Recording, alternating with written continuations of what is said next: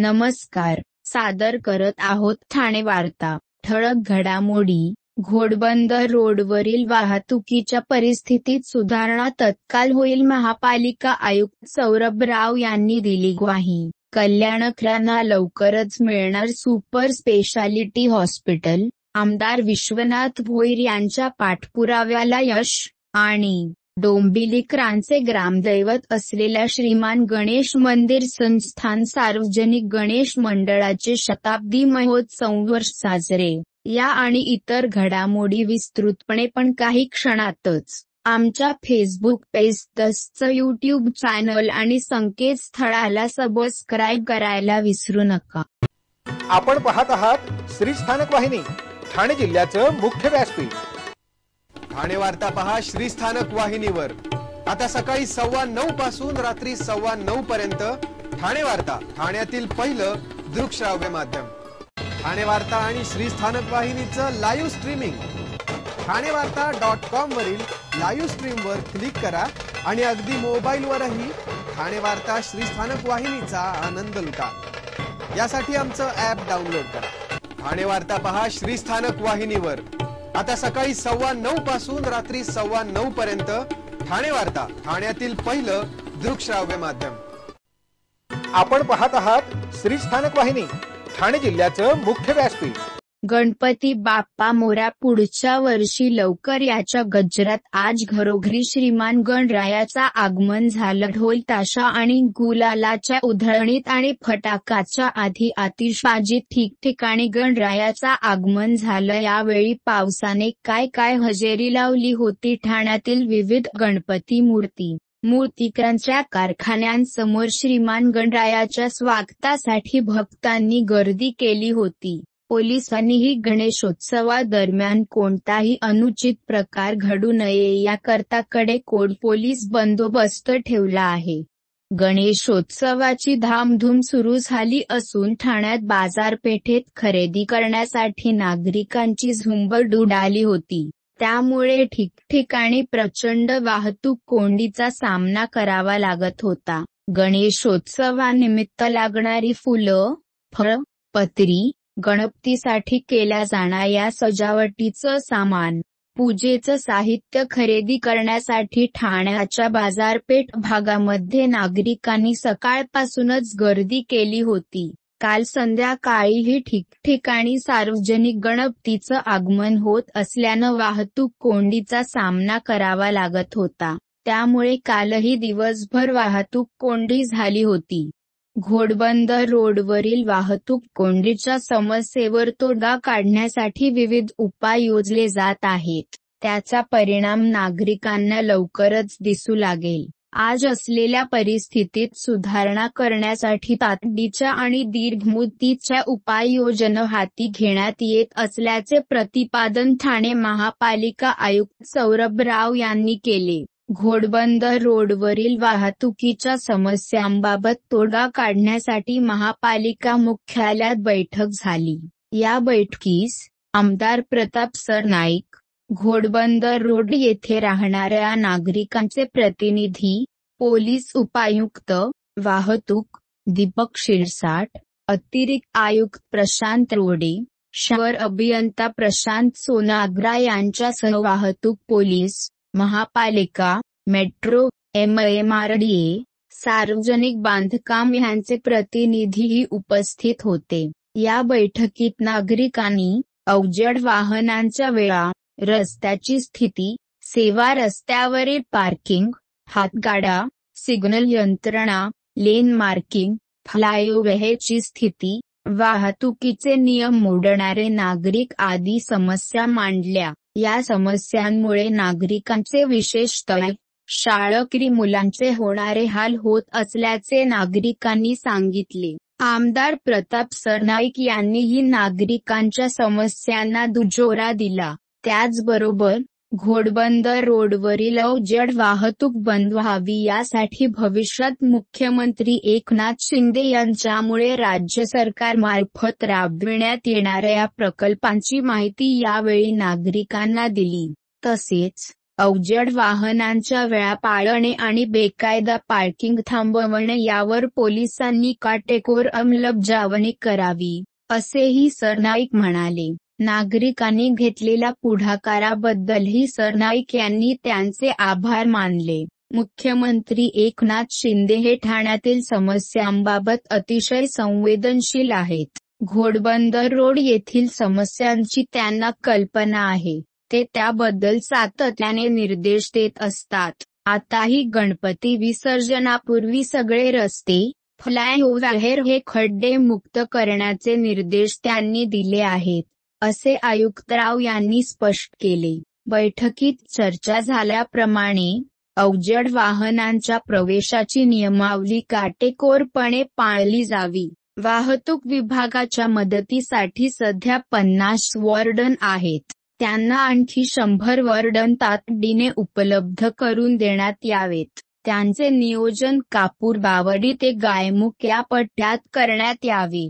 वाहतूक पोलीस आणि वॉर्डन हे सकाळी 6 वाजल्यापासूनच रस्त्यावर तैनात असतील. सकाळी 6 ते 10 आणि 5 ते 9 या काळात त्यांची विशेष ड्युटी असेल, असे आयुक्तराव यांनी सांगितले. रस्त्याची स्थिती सुधारण्यासाठी पालिका तत्काळ उपाययोजना करीत असून त्याचे परिणाम 15 दिवसात दिसू लागतील. लेन मार्किंग, दिशादर्शक, फ्लायओव्हरवरील प्रवेशापासून डिव्हायडर, झेब्रा क्रॉसिंग, जिथे रात्रीच्या वेळी जादा प्रकाशाची व्यवस्था हवी आहे तिथे ती सोय करण्यात येईल, असेही आयुक्तराव म्हणाले. सेवा रस्त्यावरील पार्किंग थांबवणे, हातगाड्या काढणे हे काम महापालिका तातडीने करणार आहे. तसे निर्देश स्थानिक उपायुक्त आणि सहाय्यक आयुक्त यांना आयुक्तराव यांनी दिले. कार्यकारी अभियंता संजय कदम हे महापालिकेच्या वतीने संबंधित नागरिक, यंत्रणा यांच्याशी नोडल ऑफिसर म्हणून समन्वय साधतील. घोडबंदर रोड ही ठाणे महापालिकेचीच पूर्णपणे जबाबदारी आहे. कोणतीही जबाबदारी पालिका ढकलणार नाही, असेही यावेळी आयुक्तराव यांनी स्पष्ट केले. सिंधुदुर्ग पोलिसांचे जयदीप आपटे याच्या कल्याणमधील घरी व कारखान्यावर केला तपास. सिंधुदुर्ग पोलिसांचे पथक जयदीप आपटे यांच्या कल्याणमधील घरी व जयदीप आपटे यांच्या कारखान्यावर दाखल झाले होते. जयदीप आपटे याच्या कुटुंबियाची चौकशी केली. त्यानंतर आपटे याच्या घराजवळ असलेल्या मूर्ती बनविण्याच्या कारखान्यात जाऊन तपास केला. या तपासादरम्यान आपटे याच्या कारखान्यातून मूर्ती बनवण्याचं काही साहित्य तसेच काही पुरावे एका बॉक्समध्ये सील करून सिंधुदुर्ग पोलीस सोबत घेऊन गेले आहेत.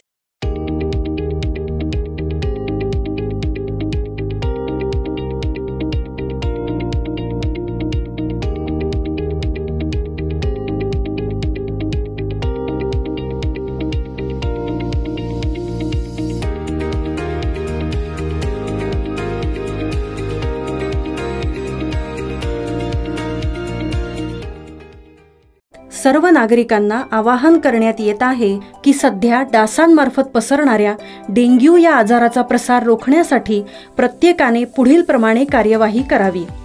डेंग्यू आजार एडिस इजिप्ती हा डास चावल्याने होतो. या डासांची पैदास साचलेल्या किंवा साचवलेल्या स्वच्छ पाण्यामध्ये होते. 8 दिवसांपेक्षा जास्त दिवस पाणी उघडे व साचून राहिल्यास त्यात डास अंडी घालतात. अंड्यांच्या अळ्या तयार होऊन पुढे डास तयार होतात. यासाठी आपल्या घरातील पाणीसाठे उदाहरणार्थ बॅरल्स, पिंपे, टाक्या, हौद, रांजणे इत्यादी दर आठवड्याला रिकामे करून घासून पुसून कोरडे करून पुन्हा भरावे. 1 दिवस कोरडा दिवस म्हणून पाळावा. पाणी साठ्यांना घट्ट झाकणे बसवावीत किंवा जुनी साडी, चादर, धोतर यांनी बांधून झाकून ठेवावीत, म्हणजे डास त्यात जाऊन अंडी घालणार नाहीत. घराच्या गच्चीवर, आजूबाजूला, अंगणात कोठेही पाणी साचू देऊ नये. भंगार सामान उघड्यावर टाकू नये. उदाहरणार्थ टायर्स, प्लास्टिक सामान, कुंड्या, टाकाऊ वस्तू इत्यादी. अशा सामानात पावसाचे पाणी साठून त्यात डेंग्यूच्या डासांची पैदास होते. घरातील कूलर्स, फ्रीजच्या पाठीमागील ट्रे हे देखील वेळोवेळी कोरडे करावेत. लक्षात ठेवा, नुसत्या फवारणीने डास घनता कमी होत नाही, तर त्यासाठी डास पैदास ठिकाणे नष्ट करणे ही आपल्या सर्वांची जबाबदारी आहे. कोणताही ताप अंगावर न काढता जवळच्या शासकीय रुग्णालयात मोफत औषधोपचार घ्या. अशा प्रकारे नागरिकांनी सहकार्य केल्यास डेंग्यूचा प्रसार रोखणे सहज शक्य आहे. ओवळा माजिवडा विधानसभा मतदारसंघातील लोकमान्य नगर व शास्त्रीनगर परिसरामध्ये नागरिकांच्या सोयीसाठी आमदार प्रताप सरनाईक यांच्या आमदार निधीतून होत असलेल्या विविध विकास कामांचा लोकार्पण व भूमिपूजन आमदार प्रताप सरनाईक यांच्या हस्ते करण्यात आले. शास्त्रीनगर व आजूबाजूच्या परिसरातील रहिवाशांसाठी फिश मार्केट उपलब्ध नसल्यामुळे मासे विक्री करणारे व्यापारी रस्त्यावरच आपले व्यवसाय करीत होते. त्यामुळे तेथील नागरिकांना मोठ्या प्रमाणात वाहतूक कोंडीला सामोरे जावे लागत होते. या परिसरातील रहिवाशांनी आमदार प्रताप सरनाईक यांना शास्त्रीनगर नाका येथे नवीन फिश मार्केट उभारण्यासंदर्भात विनंती केली असता आमदार प्रताप सरनाईक यांनी विशेष निधीतून तरतूद केली असून आज शास्त्रीनगर नाका येथे उभारण्यात येणाऱ्या फिश मार्केटचे भूमिपूजन करण्यात आले. तसेच लोकमान्य नगर पाडा नंबर 3 येथील हनुमान क्रीडा मंडळाच्या जागेत वाचनालय आणि समाज मंदिर, त्याचप्रमाणे लोकमान्य नगर पाडा नंबर 2 येथील समृद्धी महिला बचत गट केंद्र येथे अद्ययावत व्यायाम शाळा आमदार निधीतून उभारण्यात आले आहे. त्याचेही आज लोकार्पण करण्यात आले. परिसरातील विद्यार्थ्यांना या वाचनालयाचा उपयोग होणार असून समाज मंदिराचा तेथील रहिवाशांना लाभ घेता येणार आहे. तसेच अद्ययावत व्यायाम शाळेच्या माध्यमातून स्थानिक नागरिकांना खास करून तरुण पिढीला आपले शरीर सुदृढ ठेवण्यास मदत होईल, असे आमदार प्रताप सरनाईक यांनी सांगितले. शास्त्रीनगर नाका येथे नवीन फिश मार्केट उभारण्यासंदर्भात ठाणे महानगरपालिकेच्या माध्यमातून निविदा प्रक्रिया झालेली असून आज भूमिपूजन झाल्यामुळे लवकरच या कामाला सुरुवात होत असल्याने स्थानिक रहिवाशांनी आमदार प्रताप सरनाईक यांचे आभार मानले. एकीकडे विघ्न आहेर त्या गणरायाचे आगमन होणार असल्याने सर्वत्र आनंदाचे वातावरण असतानाच कल्याणकरांसाठी आणखी एक गोड बातमी आहे. कल्याणकरांकडून गेल्या कित्येक वर्षांपासून केली जाणारी सुसज्ज हॉस्पिटलची मागणी आता पूर्ण होणार आहे. कल्याण पश्चिममध्ये आमदार विश्वनाथ भोईर यांच्या पाठपुराव्याने कल्याण डोंबिवली महानगरपालिकेच्या माध्यमातून 100 बेडचे अतिशय अद्ययावत असे सुपर स्पेशालिटी हॉस्पिटल उभारण्यात येत आहे.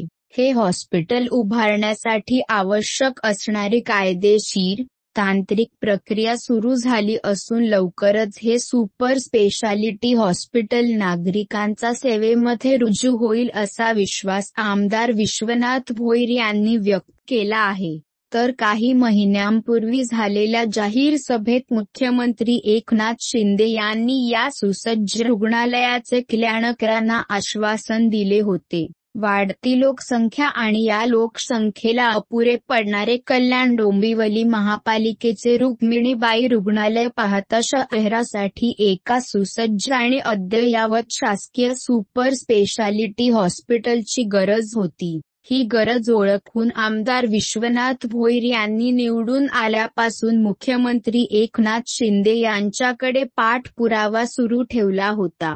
त्यानुसार मुख्यमंत्री एकनाथ शिंदे यांनी केडीएमसी प्रशासनाला असे सुसज्ज हॉस्पिटल उभारण्याचे निर्देश दिले आणि मग केडीएमसी प्रशासनानेही वेळ न दवडता त्या दृष्टीने कार्यवाही सुरू केली. रुग्णालयाच्या दृष्टिकोनातून गौरीपाडा परिसरात तळमजला 3 मजल्यांची बांधून तयार इमारत केडीएमसीला प्राप्त झाली आहे. या ठिकाणी पीपीपी तत्वावर हे सुपर स्पेशालिटी हॉस्पिटल उभारण्यात येणार असून इतर सर्व अद्ययावत सुविधांसह हृदयविकारावरील उपचारांसाठी सुसज्ज अशी कॅथ लॅब उभारण्यात येणार आहे. या सुपर स्पेशालिटी हॉस्पिटलसाठी सल्लागार नेमण्यात आला असून लवकरच त्याची निविदा प्रसिद्ध केली होणार आहे.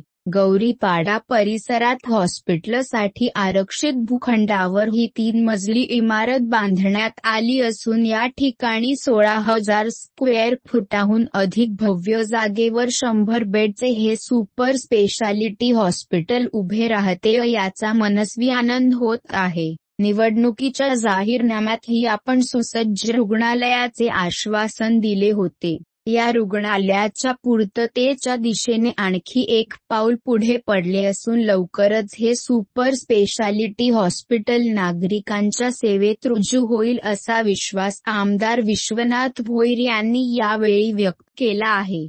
ठाणे शहरातील गणेश मूर्तींचे शहरातील तलाव व खाडी किनारे यावर विसर्जन केले जाते. मात्र भरतीच्या वेळी गणेश मूर्तींचे खोल पाण्यात विसर्जन करण्यात अडचणी येतात.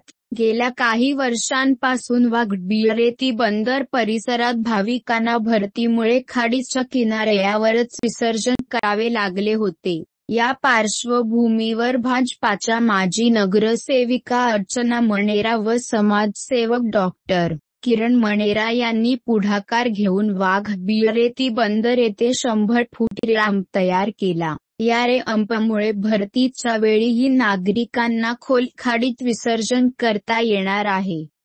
महाराष्ट्राची सांस्कृतिक उपराजधानी असलेल्या डोंबिवली शहरातील पहिले सार्वजनिक गणेशोत्सव मंडळ अशी ख्याती असलेल्या या गणेशोत्सवाची सुरुवात श्रीमान गणेश मंदिर संस्थानात सन 1925 पासून झाली. स्थापनेच्या काळात मंडळातील अनेक कार्यकर्ते हे वारकरी संप्रदायाचे असल्याने श्रींचे विसर्जन हे भागवत एकादशीला करण्याची प्रथा आजही सुरू आहे. स्वातंत्र्योत्तर काळात जसजशी लोकवस्ती वाढत गेली शहराचा विस्तार झाला परंतु मंडळातील कार्यकर्त्यांचा उत्साह डोंबिवलीकरांची श्रद्धा व प्रेम कधीच कमी झालेले नाही, किंबहुना वाढतच गेले. 100 वर्षाच्या काळात मंडळाने डोंबिवली शहराच्या सामाजिक सांस्कृतिक शैक्षणिक विकास कार्यात नेहमीच पुढाकार घेऊन आपले योगदान दिले आहे. 7 सप्टेंबर ते 14 सप्टेंबर 2024 या कालावधीत मंडळाचा 100वा गणेशोत्सव मोठ्या दिमाखात धार्मिक आणि मंगलमय वातावरणात साजरा करण्याचा मंडळाचा मानस आहे. या शतक महोत्सवी उत्सवात आणि त्या निमित्ताने आयोजित सर्व धार्मिक सांस्कृतिक आणि सामाजिक उपक्रमात